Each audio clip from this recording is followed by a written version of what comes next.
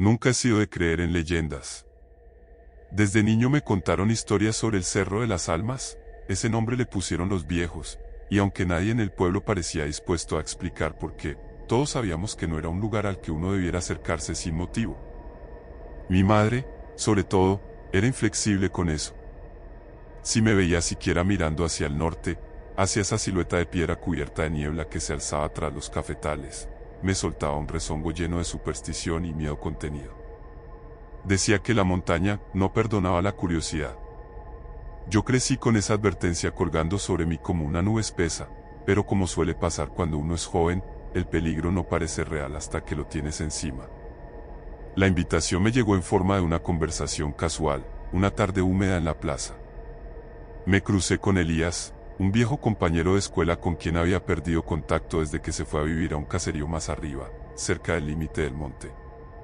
Tenía la mirada diferente, como si hubiera visto algo que lo mantenía despierto por las noches, y al mismo tiempo, como si lo arrastrara hacia allí una y otra vez. «Van a hacer la ceremonia esta noche», me dijo, casi en susurros, mientras encendía un cigarrillo con manos temblorosas. «Dicen que esta vez será especial. Que alguien de afuera tiene que estar presente. Vos siempre fuiste curioso, ¿no?». Me reí al principio, pensando que era otra de sus bromas raras. Pero luego me miró de frente, muy serio, y me dijo: «No es chiste, hermano. Es antigua. Más antigua que la iglesia, que el pueblo, que todo lo que vos crees que entendés». Debí haberlo dejado pasar, debí haber recordado las palabras de mi madre, las historias que mi abuela murmuraba cuando creía que yo dormía, pero algo en la forma en que Elías lo dijo, algo en ese temblor contenido y en su tono reverente, me atrapó. Fue como si hubiera estado esperando toda mi vida que alguien me abriera una puerta prohibida. Acepté.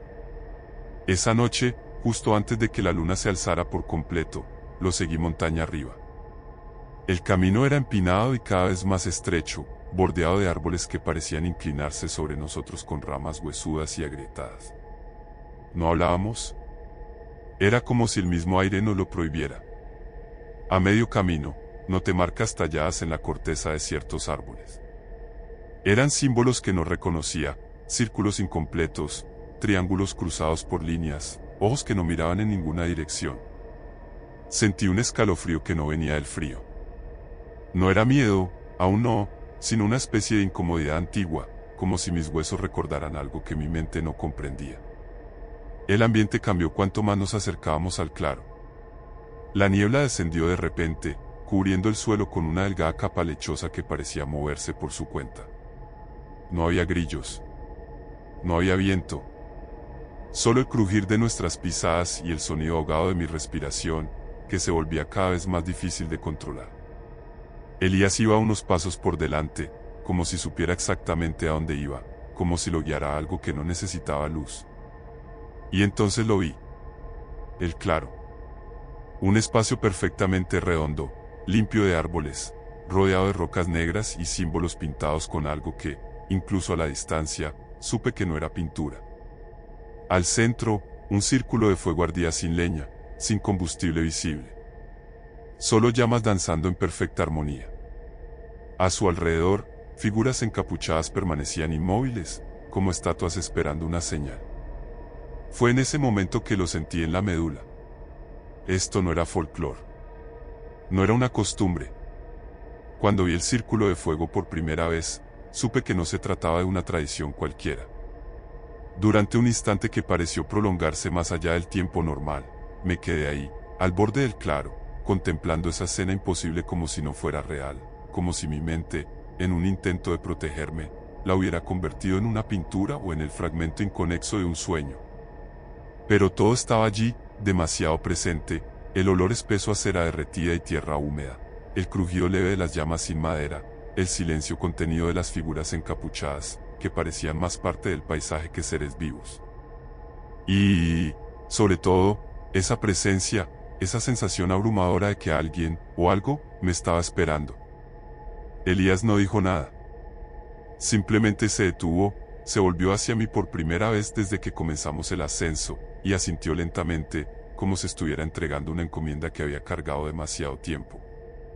Entonces retrocedió, sin quitarme los ojos de encima, hasta desaparecer entre los árboles, dejándome solo. Quise retroceder. Lo juro. Quise girar y correr, regresar cuesta abajo, tropezando si era necesario, huir como un cobarde. Pero mis piernas no respondieron. No era un parálisis física, era algo más profundo, como si mis propios huesos se hubieran alineado con la tierra, como si una voluntad ajena a la mía me hubiese plantado allí, justo donde debía estar. Entonces una de las figuras se adelantó. Caminaba despacio, con los pies descalzos hundiéndose apenas en la tierra. La capucha se deslizó hacia atrás cuando estuvo lo suficientemente cerca de la luz del fuego, y lo que vi me cortó el aliento con la fuerza de un golpe seco. Era doña Melania. La misma anciana que vendía hierbas en la plaza los sábados, la que curaba mal de ojo con ramas de ruda y oraciones murmuradas entre dientes. Siempre pensé que era una supersticiosa más, de esas que creen que el romero ahuyenta los males y que soñar con culebras trae traición. Nadie le prestaba demasiada atención, pero todos la respetaban. Ahora entendía por qué. Su rostro, arrugado como un pergamino antiguo, estaba iluminado por las llamas del círculo. Sus ojos, negros, completamente negros, sin reflejo ni emoción, me miraban con una intensidad animal. Y cuando habló, no fue con su voz. Fue como si la montaña misma hablara a través de ella. El tiempo ha llegado, dijo, o mejor, pronunció. La sangre se ha ofrecido. Que el umbral se abra. El círculo de fuego reaccionó al instante. Las llamas se alzaron en espirales perfectas, formando breves figuras que se deshacían en humo antes de que pudiera entenderlas.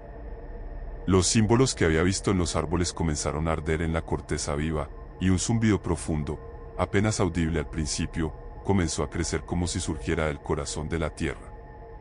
Mi cuerpo empezó a temblar, no de frío ni de miedo, aunque también lo sabía, sino de una presión indescriptible, como si estuviera siendo succionado por dentro. Quise gritar, pero mi garganta se cerró. Di un paso atrás, o eso creía ser, pero mi cuerpo se quedó quieto, inmóvil, clavado al suelo como una estatua torpe.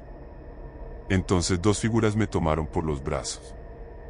No pude ver sus rostros, pero sus manos eran huesudas, secas, como si ya estuvieran muertas desde hacía tiempo.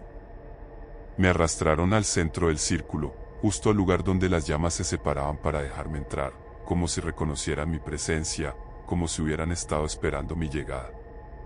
Allí, en el centro exacto, sobre la tierra ennegrecida y marcada con símbolos, me arrodillaron. Doña Melania, o lo que fuera que habitaba en ella, alzó una daga curva, de un metal oscuro que no reflejaba la luz.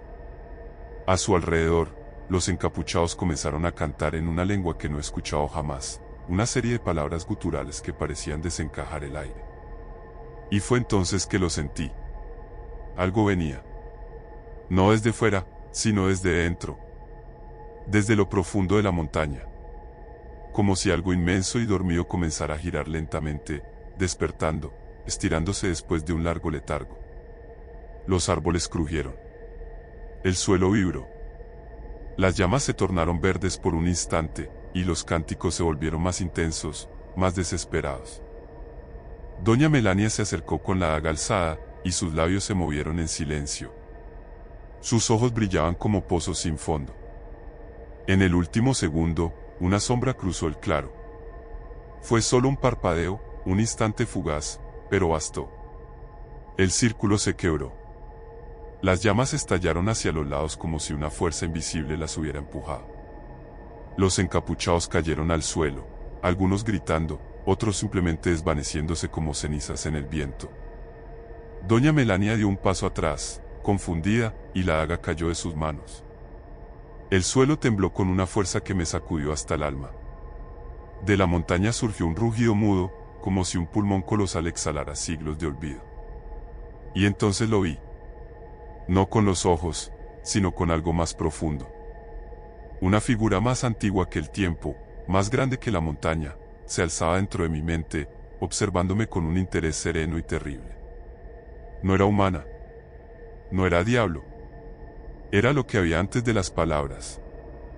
Después, todo se volvió negro. No perdí el conocimiento. Fui arrancado de él. Desperté a los pies de la montaña, envuelto en una bruma espesa que se deshacía lentamente al sol de la mañana. El mundo, en apariencia, seguía intacto, el canto de los pájaros, el murmullo de los árboles, el aroma húmedo de la tierra, todo estaba en su lugar, como si la noche anterior hubiese sido un simple desvarío. Pero yo sabía, desde el instante en que abrí los ojos, que algo había cambiado. Mi ropa estaba sucia, cubierta de tierra y restos de cera seca, pero no había heridas visibles en mi cuerpo. No tenía marcas, ni cortes, ni siquiera un rasguño que indicara lo que había vivido, o creído vivir, unas horas antes. Y sin embargo, sentía un peso extraño bajo la piel, como si mi interior hubiese sido movido, reorganizado, alterado en formas que aún no podía comprender. Caminé hasta el pueblo en silencio, con los músculos entumecidos y el alma deshilachada. Nadie me vio llegar. Nadie me buscaba. Cuando pregunté por Elías, me miraron como si hubiera pronunciado un nombre que ya no existía. Su casa estaba cerrada, sus padres no vivían allí desde hacía años, según me dijeron.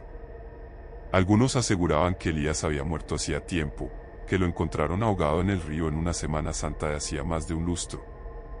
Otros simplemente bajaban la mirada y se marchaban sin decir palabra. Confundido, acudí a la policía. Les conté lo que recordaba, lo poco que podía ordenar en mi mente, y ellos, después de mirarse entre sí con una mezcla de escepticismo y preocupación, enviaron una patrulla a inspeccionar la montaña. No encontraron nada. Ni restos de fuego, ni símbolos en los árboles, ni claro alguno en la cima. Era como si el lugar se hubiese replegado sobre sí mismo, cerrando sus cicatrices tras haber cobrado lo que quería. Me dejaron marchar con una advertencia amable, como se hace con un joven perturbado por alguna crisis nerviosa. Me aconsejaron descansar, tomar agua, no pensar tanto en lo que vio. Y aunque asentí, sabía que no era tan fácil.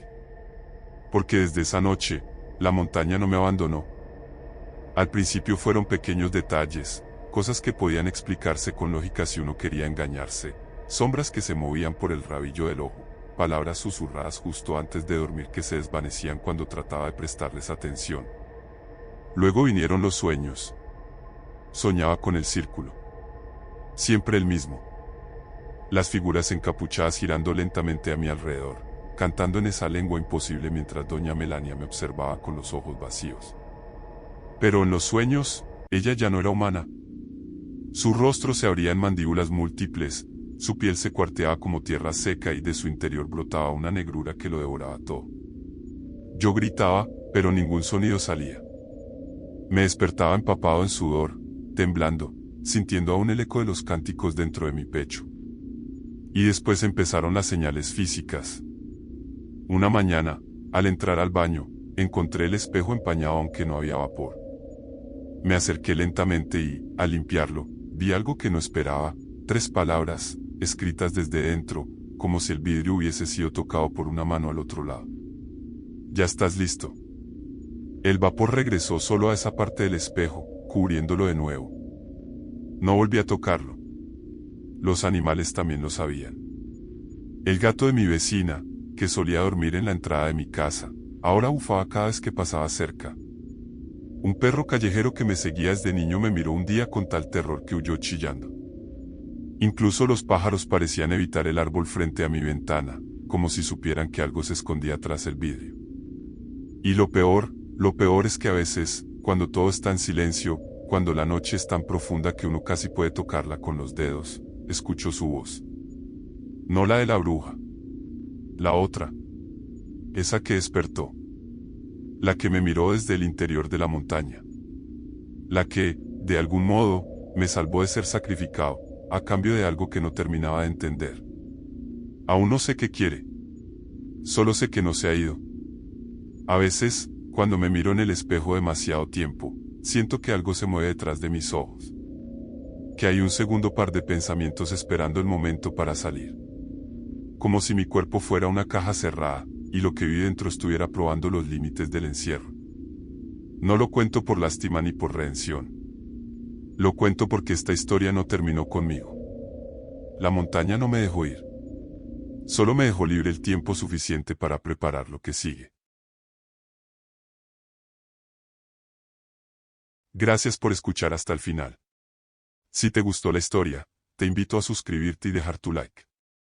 Nos vemos en el próximo relato de los juegos siniestros de Charlie.